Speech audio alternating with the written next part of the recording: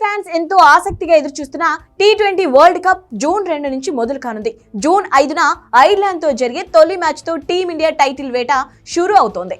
ఇప్పటికే భారత జట్టులోని కొందరు ఆటగాళ్లు అమెరికాకు చేరుకున్నారు. ఈ మెగా టోర్నీలో పాల్గొనే అన్ని జట్టుల కల్లా టీమిండియానే బలంగా ఉందని ఇంగ్లాండ్ మాజీ కెప్టెన్ ఇయాన్ మోర్గాన్ వ్యాఖ్యానించాడు. రోహిత్ శర్మ నాయకత్వంలో భారత్ ను తక్కువ అంచనా వేస్తే ఓటమి తప్పదని ప్రత్యర్థి జట్లను హెచ్చరించాడు. భారత జట్టు లోతైన బ్యాటింగ్, బౌలింగ్ విభాగాలతో ఆధిపత్యం ప్రదర్శించేందుకు అవకాశం ఉంటుందన్నారు.